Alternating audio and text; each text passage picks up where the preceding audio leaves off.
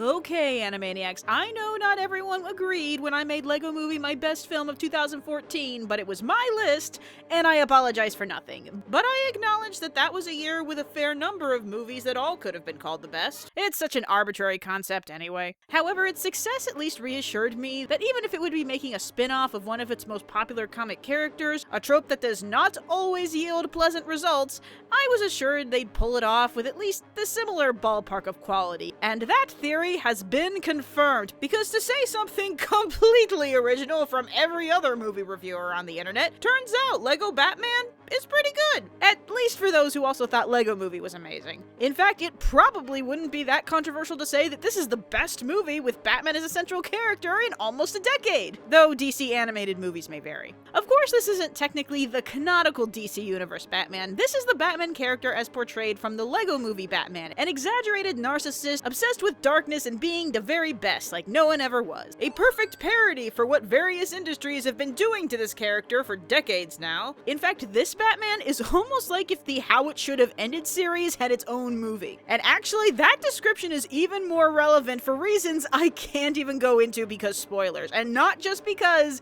he says "because I'm Batman" like 5 times. Still, this Batman is a master builder like he was in the Lego Movie, but other than that, there's no real references to the larger Lego multiverse. Sort of. No, rather than the self-aware dissection of Chosen One tropes and incorporating the philosophy of the brand it's advertising, Lego Batman is full-on a Batman movie, or more particularly, a Batman spoof movie. You know, back when those didn't suck. Aside from Batman just being a very cartoony version of himself, this movie pulls in jokes and references from the entire Batman franchise, not just the movies, not just the cartoon, his entire existence from the very start. Comic books, Adam West, shark repellent spray, oh yeah, you know it's in there. And that aside, there's jokes about other superheroes, meta jokes about superhero movies, meta jokes on movies, movie villains. There's a lot of jokes in here is my point, because this movie is insanely funny. It throws out jokes a mile a minute and hardly ever slows down, and that can seem overwhelming,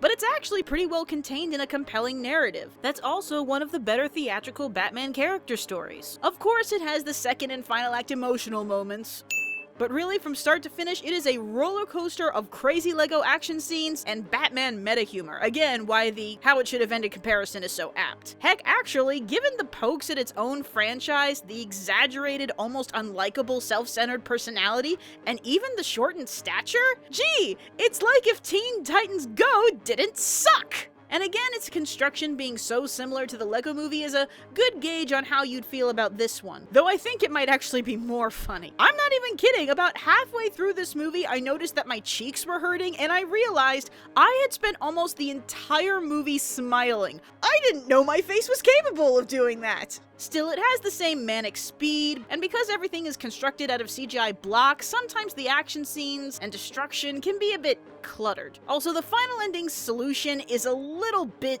silly. Yes, even for a Lego movie. So it's not perfect, but it is unquestionably well written, excellently performed, and executed with love. Even the overly cute hyper fanboy Robin, the easiest thing that could have gone wrong, is funny, adorable, and sympathetic. But it's also really crucial that Alfred and Barbara Gordon are the grounded, serious characters to balance out the over-the-top personalities of Batman and Robin. Though if anything, Barbara Gordon is the exact same character as Wildstyle. I don't care, as long as she's not Barbara Gordon from Killing Joke. Oh, and Zach Galifianakis as the Joker. Oh, Zach Galifianakis as the Joker. It's just, the Joker is just fantastic. The Joker's just great. Again, the best in almost a decade. Oh, and while I'm at it, and at risk of giving away a mild spoiler, a better Suicide Squad movie than Suicide Squad. Psst.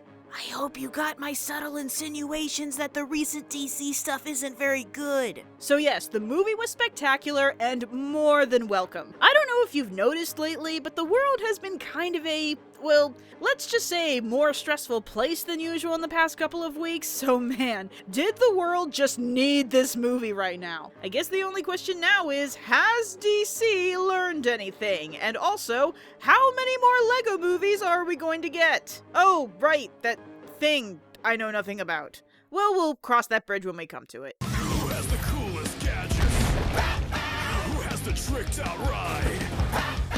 Who does the sickest backflips? Oh, also, if any of you ask where the worst to best list is, I will curse you with leeches.